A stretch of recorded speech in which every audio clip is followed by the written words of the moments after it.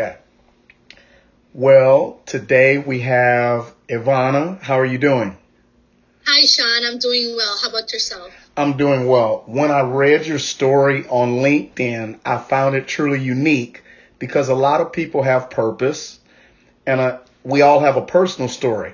But your personal story and your purpose puts you in relationship with your job. So can you share your story so we'll know who you are?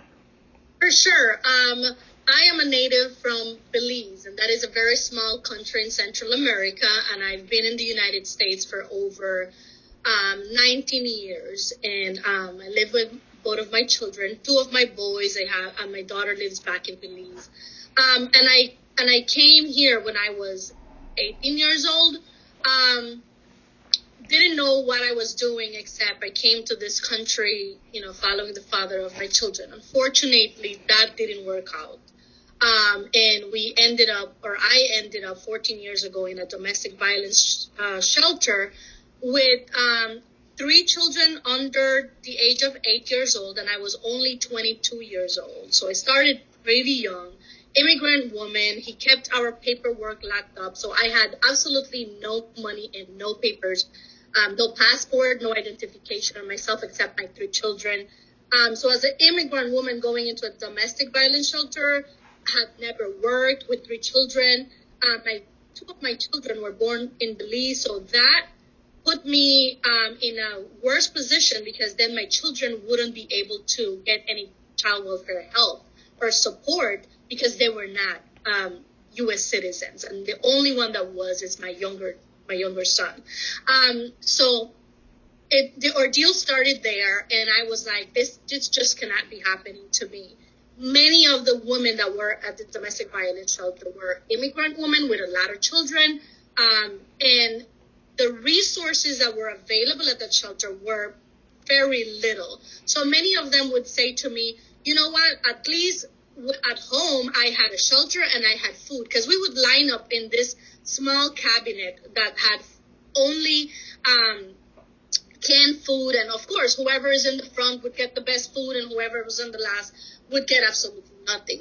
Some of the women that had children born here would get food stamps and stuff. Unfortunately, I was not that fortunate. So just the fact that many of the women went back to their abusers for shelter and food changed my perspective about how I need to move forward. And one of the things that I promised myself was, I need to come back to this woman. I need to tell my Latino woman, I need to tell women in general that life doesn't stop here and you can do it. So here I am 14 years later. I took the time to raise my children, and I am in college for psychology, and I just feel like my place would be working with people or with women that are in a domestic shelter, and just empowering them, supporting them, uplifting them. Even if you're an immigrant woman, even if you have lots of children, there are ways to succeed in life. There are ways to succeed here or anywhere that you are, and your life is not over then. So during these 14 years, of course, a lot happened. My children were abducted by their father. They were later found 9 months later. So we all had to go into a witness protection program. We had to change our names. Ivana's not my born name. So we had to go through all of these things. But you know what? All of those things shaped me to the woman that I am today. I am a very independent woman. I was very dependent. I had to steal money from my husband, $20. Just to buy myself something. And even when we had to go to shopping, he would go into the woman's dressing room just to see if the clothes fitted the way he wanted to fit. So I was very dependent. I was very controlled. I wasn't allowed to drive because I would run away from home. I wasn't allowed to go to school because I would open my mind. I wasn't allowed to work because that would give me independency if I was earning money. So when I decided, and it's a decision, like a lot of people say, but why do you put yourself in that position? Mm-hmm. Why don't you leave? And people don't understand it's not that easy. It is a choice that you have to make. One day I just woke up and said, this is it, no more. I packed clothes on my kids' backpack because we were being dropped off to their school. And I had just put enough so that the backpack doesn't look too puffy that he would think something's going on here. You know, I couldn't put any for myself because I would only carry my kids' diaper. My younger son was only 1 year old, so nothing that would look suspicious. But as a very independent woman, I knew in my heart I was independent, and I knew that that was not the place for me. So all of that has shaped me to the woman that I am today, and I am very proud of myself. I probably am not where I want to be, but I am very close to that place. You know, I'm building my house in Belize.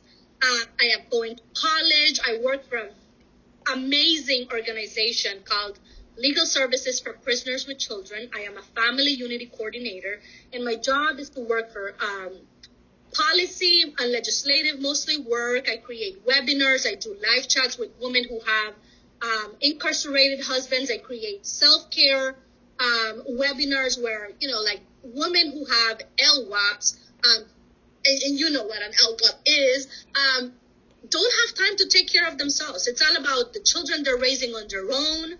It's all about the husband that needs their support. And for me, women are very important. Like watching that documentary Time with Fox Rich, it's just an amazing story of how you can succeed in life. And so we have 500 members in our member listserv. And all of these women are struggling to stay on their feet, raise their children, go to work every day, and be that woman that their husbands in prison need them to be. So my job is to create bills that keep those families together.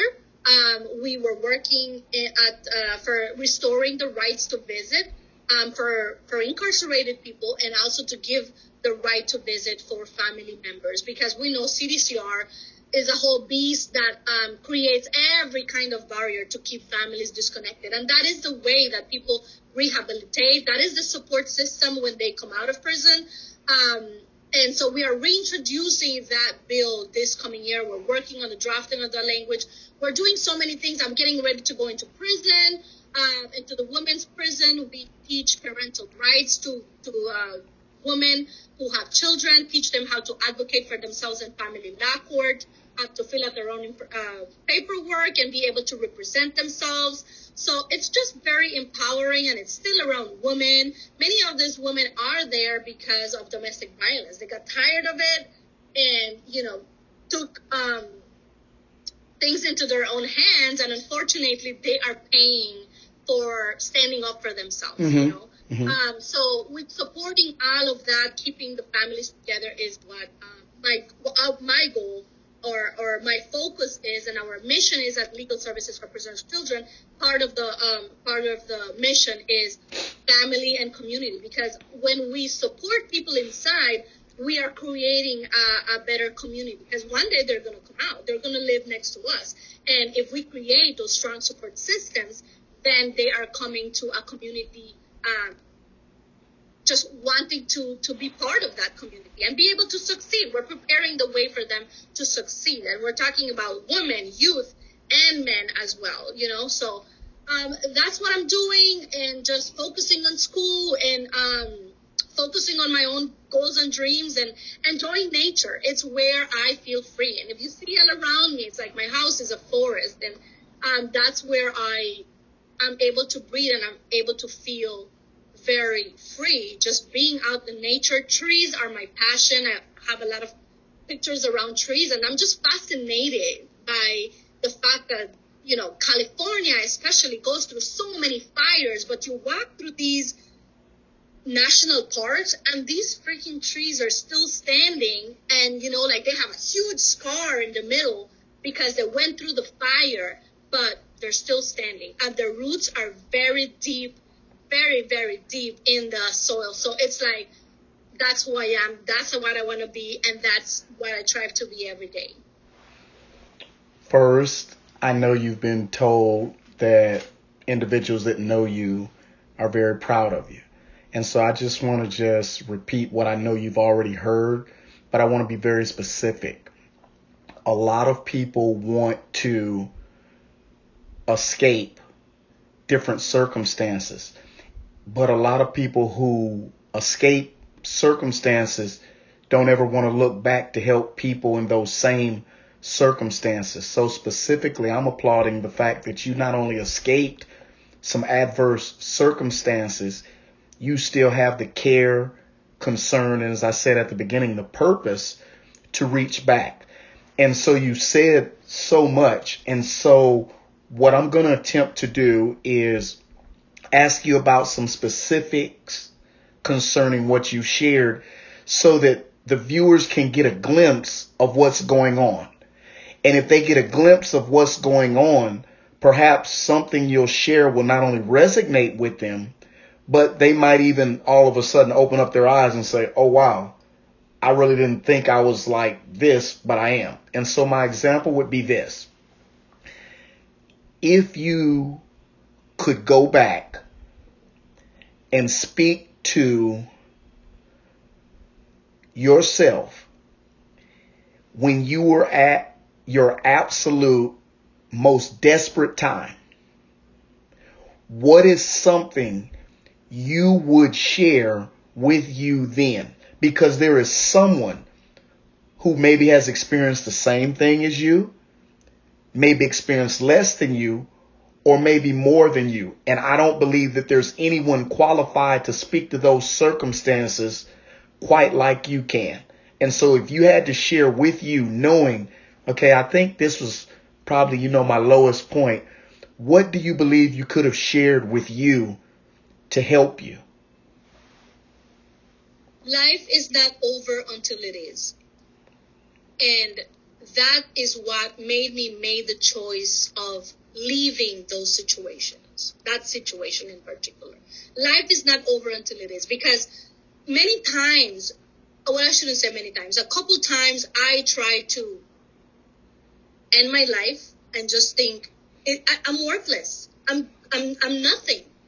And then just sitting there looking at my children and saying, life is not over until it is. And I will work until it is for me. And I will stand up and work until it works for me. And that is what I did. It was a decision that you have to make. If you sit and think about it, you will never leave that situation. But when you make a decision and you know that you are important, that you have so much purpose, then you get up and you do it. And you can't sit and think about it. You have to do it. It's a choice that you make. And don't look back. Many of the things that I've encountered talking to women, because when I have an opportunity, I do, they think about the good things that they went through. Oh, but we used to do this, but we used to do that. So if you think about the good things, you will never leave. Think about why you need to get out of that situation, whatever it is. It doesn't have to be domestic violence, It could be any situation. But I lost my thought. I'm so sorry. You're okay. You're okay. Yeah. That's what worked for me, Right. You have to just make the decision in the moment and get out of the situation. You are more than your situation.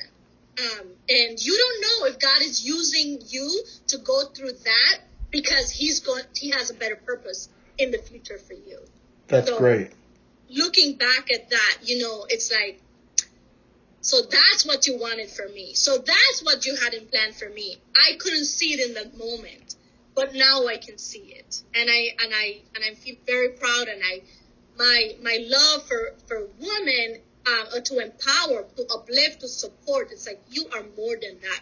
Don't think about the good things. Think about the reasons why that's not what you deserve, why you need to leave. Think about all the wrong things that makes you be in that situation and that makes you deserve better than that.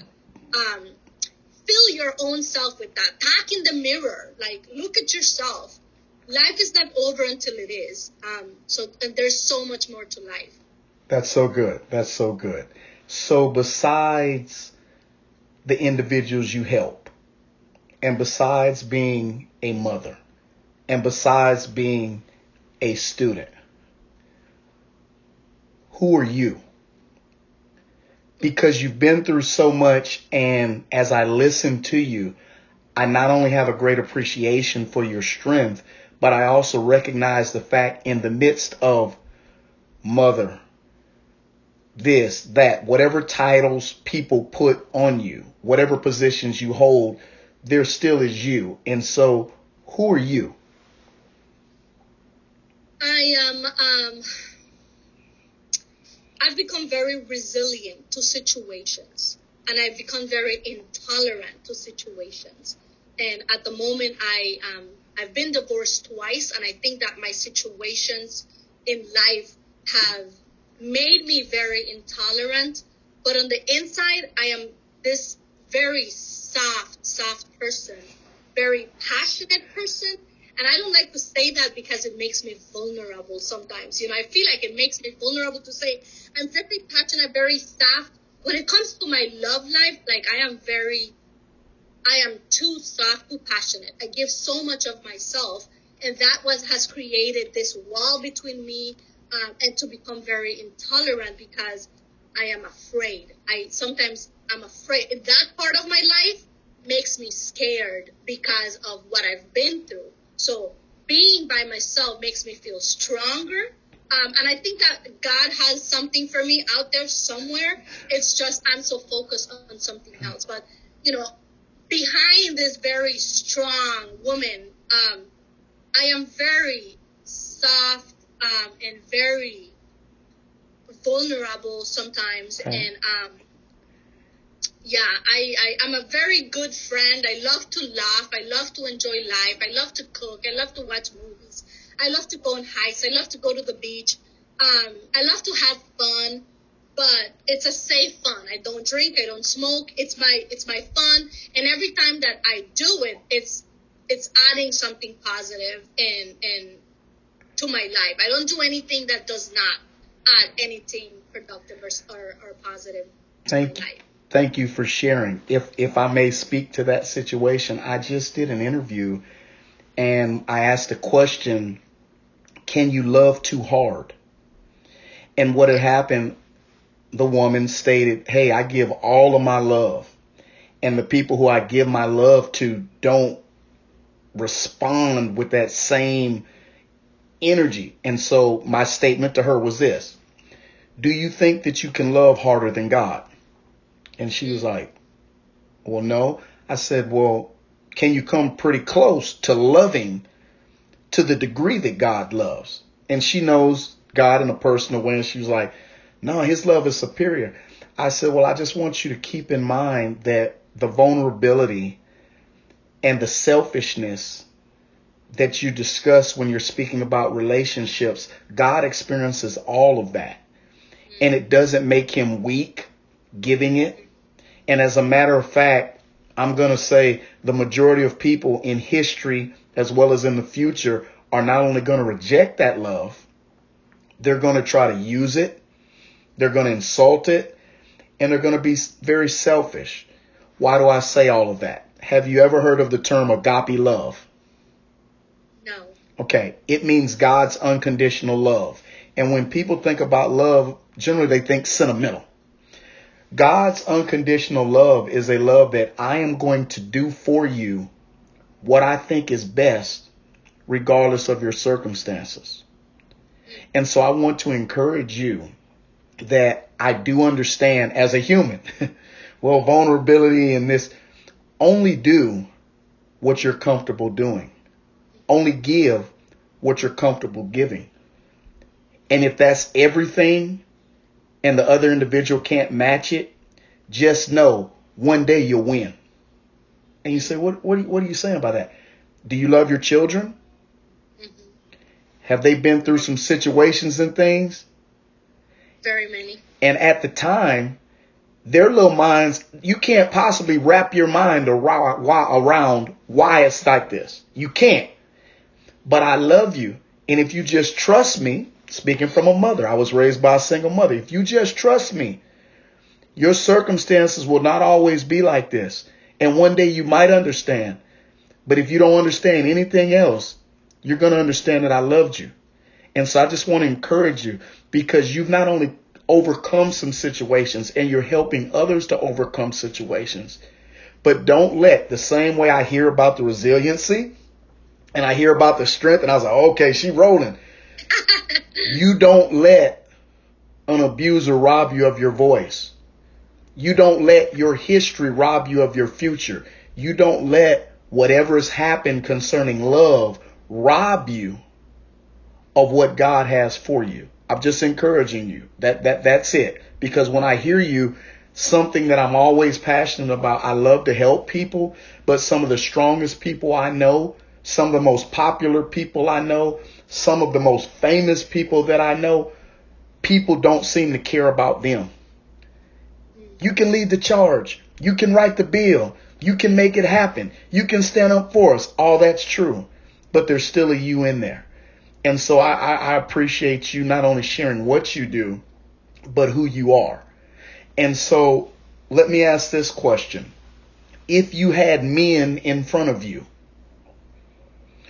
who were just like the individual who treated you the way he did, and you could say something to them that might possibly change the way they treat women, what would you say to them?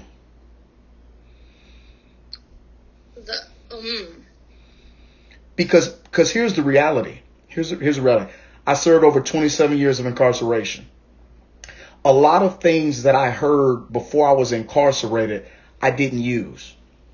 But the people who had the boldness and the love for me to speak them, when I did change my mind, when I chose to change, all of those things came back and helped me and continue to help me to be the man that I can be. There's somebody watching this who they're not treating someone right. Yeah, I think that I want to sound unjust or unfair, but I think it takes more than one thing to change somebody that, is doing such a thing. But love is greater than hate. And, you're just,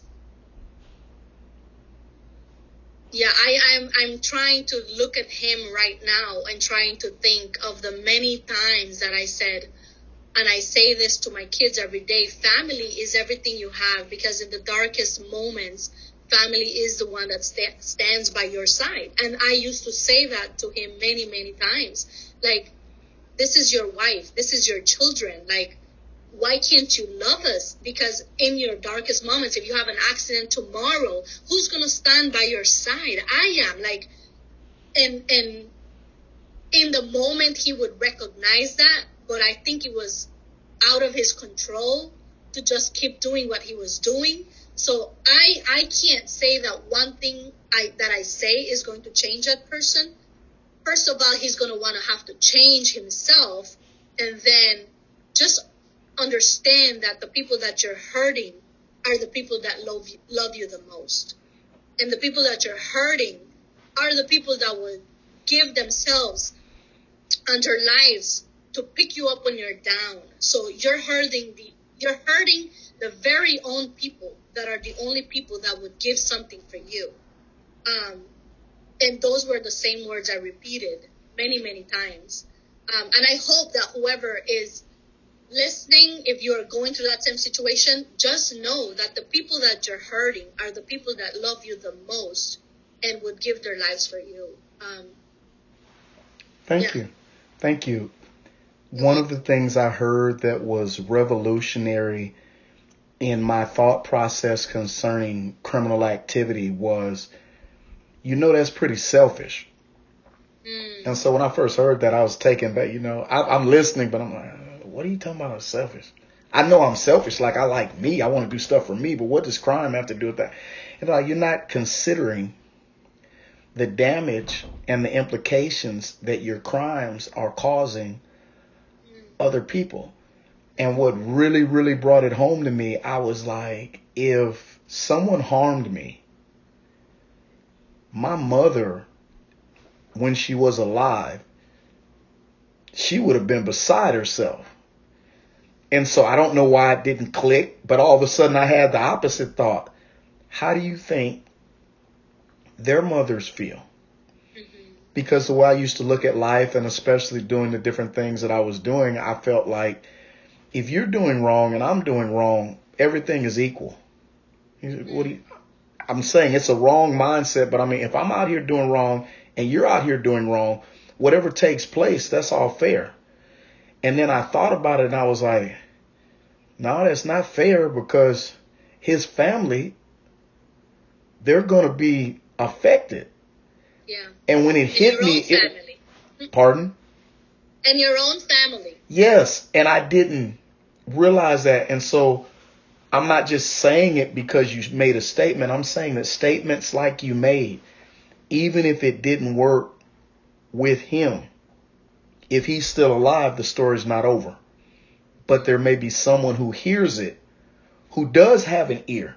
And so I appreciate you sharing that. Can you share from the wives' perspectives? So many of the gentlemen I did time with, they were married. And this is my perspective. I'm going to speak from the male perspective. They put a lot of weight on their wives. And there's two sides of that weight. One, and I was incarcerated in Texas, so I'm only speaking for Texas. One, there are a lot of things that men who are incarcerated need or want that they cannot accomplish by themselves. And just like you said, man, if you don't have anybody else, you have family. But along with that, that is a lot of weight for a woman, especially a woman with children, from visitation. I'm just speaking prison stuff, from visitation to having to listen to everything that's going on with the man, which prison can be very frustrating. Yeah, and then put money in the book. And put money in the books. The money on the books, because I'm coming to that.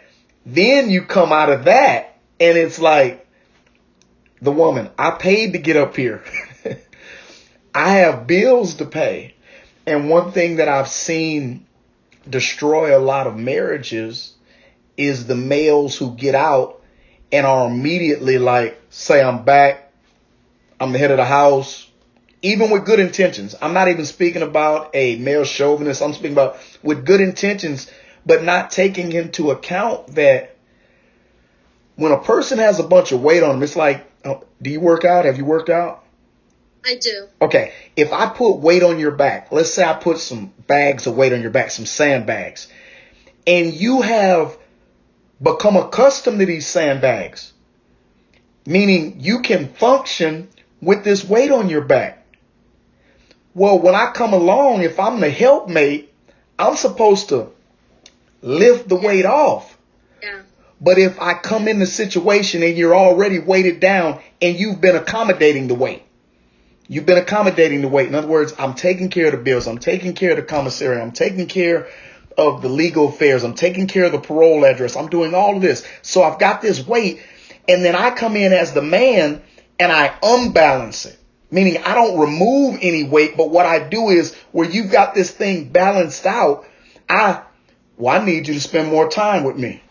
Well, hey, you don't have to do that anymore. It's like I'm on one side hanging on, and now you're unbalanced. And unless a miracle takes place, you're going to fall. That's a whole nother story for me, because one of the things that I've seen a lot, Sean, is the fact that these men come out of prison. They've been in prison for 20 years, more, a little bit less, and they have this very loyal, faithful woman just standing by themselves, doing everything they can, raising their children, put money on their bank, driving hours to come and see them. At the moment that they get out, they want a younger woman. Okay, let's talk about it. They want another woman. And I was like... So, time out. Are we dealing with women in general, or we want to deal with they want a younger woman? Let's talk. Because there's a side of that. I think that I touched a very sensitive topic, because,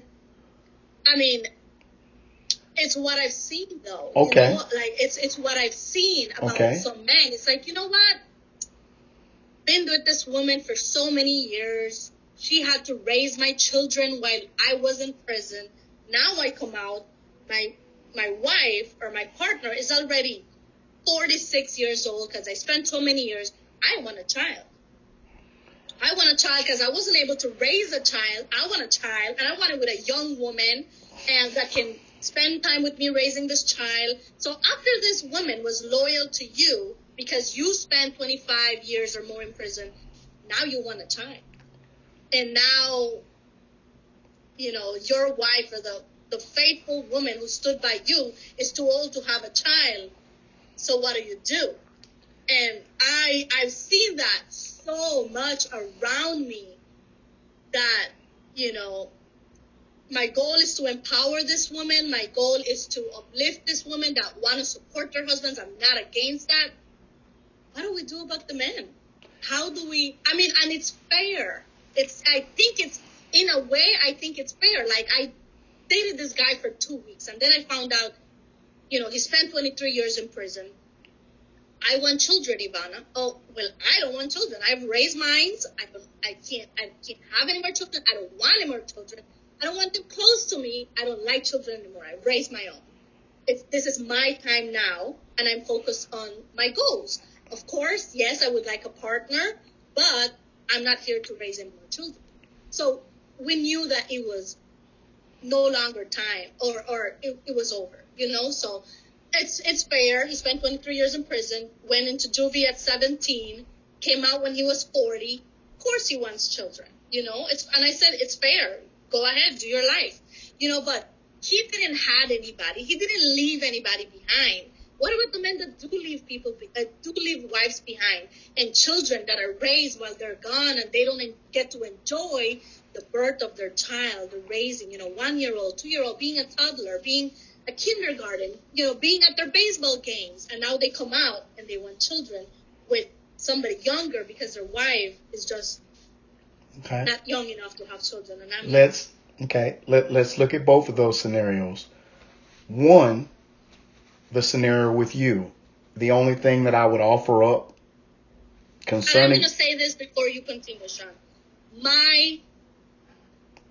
I think I stereotype and I put firmly incarcerated men in one basket, and I think that they are unfaithful men. Okay. Because of that. Because I've seen it too. Okay. So one, let me deal with the light. Don't trust them. We're good. Let me deal with the light one first. One, if we're speaking about marriage, number one, your life is not your own anymore. Mm-hmm. His life is not his own. I'm not being pie in the sky. I'm saying this simple statement. When a person is saying, I want to be married, and another person is saying, I want to be married, but they think, and I'm going to say from your perspective, how are you marrying me when you've already determined that this is your time? You're going to live your life. Watch this, that you're going to live your life, but you want to marry me. Me? This is the life that I want. I want kids, but I'm going to marry you. There's already some contradictions. Yeah. And so my only statement to that is, when people are considering marriage, whatever your dream was or is, and whatever his dream was or is, there is going to have to be a merging, because your dream, your career, his dream, his career, we're coming together. If you want to have your career and your dream, stay single. If you want to do it like this, no consideration for her, stay single. But to say we're going to come together, but we're still going to keep our stuff, I mean, you've been married. That's not going to work. So I'm just saying, on that note. Yeah, and that situation or that intent. Yes. That intent. You know, we decided it's fair that you want what you want. Yes. It's fair that I want what I want. So we both went our own ways. Okay. And then, you know, I'm single, and I want to say I'm very happy being single, and I'm focused now on my goals. But you know, you can't lie. I'm very happy being single. Like, I get it. Especially somebody has been married for so long. Like, yes. 9 years in my first relationship, 10 years in my second relationship. You don't get used to being alone. You know, now it's Yes, I do have more flexible time to get to my goals, like going to school and. It's a trade-off. Mm-hmm. Just bottom line, I'm not just going to put it on you, as single individuals, what we get being single, no matter how good it is still a trade-off. Just like we want to be married. Well, I'm married. Well, when you're married, brother and sister, it's a trade-off. Some things you have to weigh it. You want the singleness or you want this marriage? Now, on the other note, I'm going to say this. You are not only correct, that happens a lot. And I've examined that. And one of the things that I would say, the same scenario that you set up for the men getting out and going away, there are also quite a few women who I'm comfortable in a relationship where I provide the money. I know where he's at all times. He pays attention to everything I do, every change of my hair, every change of my weight. He has no problems with it. And so I've seen good men get out of prison, and this wife that's been there for decades, or a decade at least, I don't want you now. I'm independent. And so let me qualify that, because I know the fellas, I'm going to get some kickback, but I'm going to say this. It's a whole bunch of dudes that leave their wives when they get out. And when you say that about the children, it's true. But my point is, I'm not going to validate leaving your wife who's been supportive of you. And the only thing that I can state on that I've stated to women, all these visits, all these phone calls, what were the conversations? Because if the conversations were made up of gimme, gimme, gimme, did you do, why did you expect anything else from him? And from the individuals who, I don't know what it's called down in your ways, but the individuals who can send the roses and send the gifts and send the hand tool leather items to their wives and the pictures and the drawings. And my only thing is, what is the depth of your relationship? And I'm telling you, my charge to my male individuals who I associate with in prison, I would always ask them, bro, what is the depth of your relationship? You stay on this phone, you stay writing letters, you stay in visitation, but how are you making her better? How is she making you better? Not what is she doing for you and not what you need. And so what I'm offering to you is, the majority of the individuals that I've seen who've gotten left, the only depth that they have in their relationship, every visit was a good visit. And that's not a real relationship. Every visit is a good visit. The only time we don't have a good visit is if I didn't send him money and I didn't go to see him. Those are all red flags. And I'm not saying divorce, but what I am saying is, I believe there must be, on the part of a woman, you must hold me accountable somewhat beyond seeking to please me. And when you don't, then all you have is a grown baby. And a baby wants what he wants when he wants. And when I don't get it, I'm going to cry. I'm going to throw a tantrum. And as a matter of fact, I walk out the room if you don't give it to me. And so I'm just saying that to say there is no answer for it other than what can we do concerning it. And I'm saying I would encourage you to affirm the women.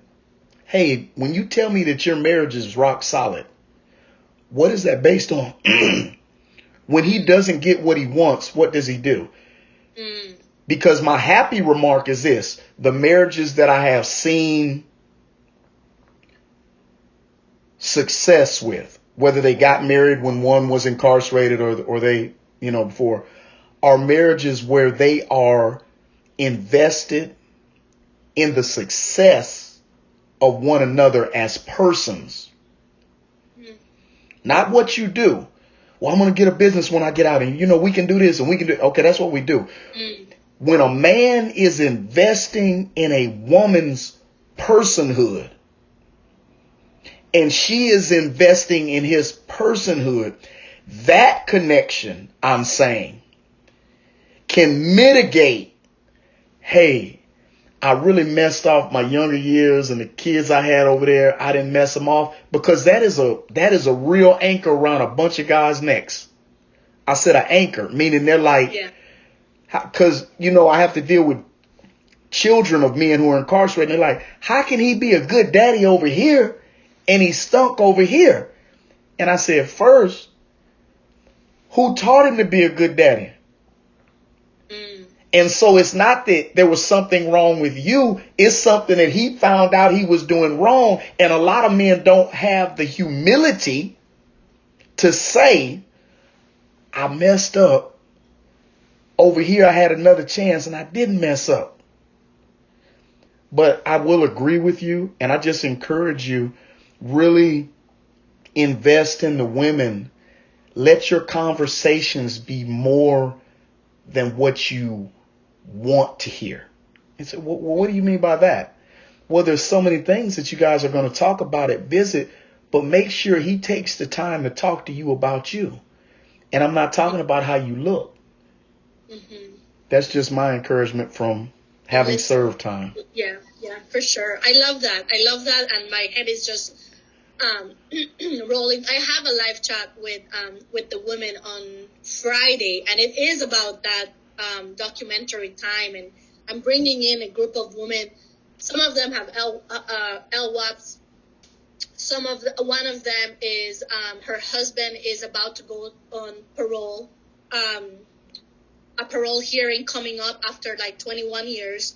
And then this amazing woman, her husband was in prison for, I think it was around 20 years or more.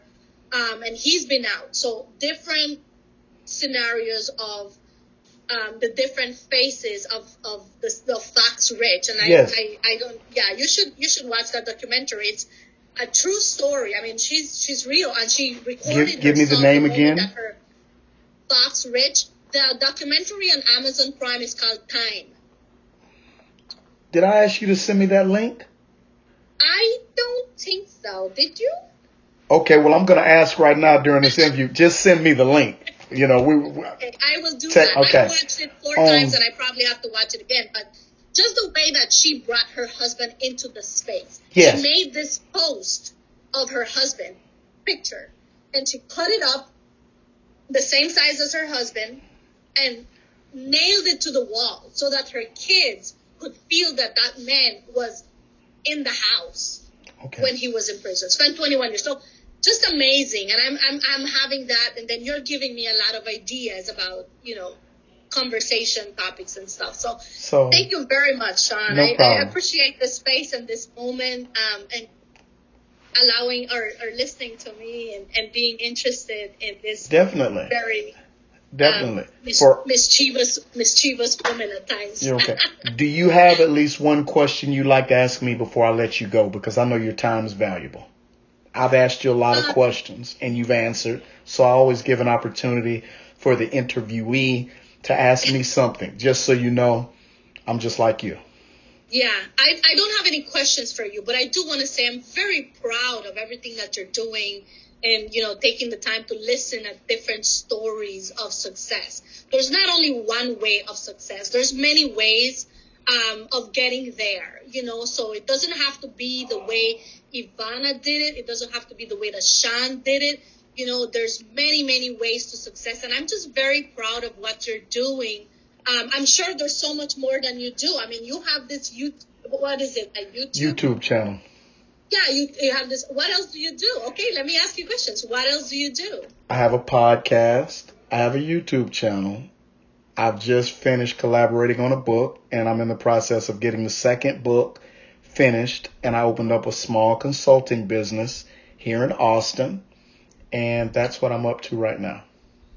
That's great. That's awesome. So are you saying it is possible to have a successful life after prison? Definitely. Yeah. One thing that I share with people, I was released in April of 2020. And a lot of times I go different places and they're like, man, how are you doing all of that stuff now? I said, because I didn't wait to live life when they released me. And so I'm saying that a key for success in my life has been the developing of relationships before I even walked into these current relationships. There's one thing that you control. And I'm going to speak for myself. I control my attitude and I control who I associate with. And when I learn how to navigate those two paths, that's what's led to success, of course, through God. Mm-hmm. That's amazing. And I asked that question because I know your answer was going to be yes. Yeah, yes, it is. And I've seen it so many times. You know, my motto is life is not over until it is. And so, Okay. you know, just go for it. Go, go, go. It's a green light. Go, Okay. go, go. Thank you. And for all of those who are watching, I want to let you know. I think there's a cop car outside or something. Okay. I want to let you know that Ivana put me on hold for this interview for over 6 months, saying she was going to be nervous. And so for all of those who are watching, please know it's easy when you're just telling the truth and sharing about what you love to do. Okay. It sure is. Okay. Yeah. You have a thank wonderful you, Sean. You have a wonderful evening, and I thank you again, okay? Wow. This interview concerning Ivana's relationship with her job being birthed out of the relationship she had with her children's father was amazing. And then I don't think that it's happenstance that she ended with the fact that a lot of women who have married men or who have stayed married to men who have become incarcerated and have been faithful, have been consistent. When the men get out, it seems that they depart. And so the scripture that comes to my mind is Romans 8:28, where it says all things work together for the good of those who love God, who are called according to his purpose. And simply put, Ivana discussed a whole lot of bad things that occurred in her life. But every bad thing that occurred in her life in the hands of God, God turned it around to where she's now helping women beyond her life. In other words, bad things happen to her individual life. But out of those bad things happening in her individual life, God used her one life to speak into the lives and influence the lives of many. Maybe there's somebody who heard this interview who you've been in or you are in some bad circumstances and situations. I'm encouraging you that whatever you've been through, whatever you're in, whether it appears bad or good, or you've grown cold to it and you've become indifferent to it, in the hands of God, he can work it. He can quantify it by not only using it in your life to bring about a better life for you as an individual, but he can quantify it in the lives of others who will be influenced by your life. And there may be somebody saying, well, I'm not up to the task. I didn't sign up for this. You didn't ask to be born. But I don't believe there's a child in this world without the hand of God being involved, no matter what circumstances that child was birthed in. Well, I don't believe that. Well, if you don't believe that, just know that that's what I believe. And so my encouragement to you is allow everything in your life to be placed into the hands of God and allow him to form, fashion, and mold it to where your life will be used in numerous lives to bring glory to him. Have a great day.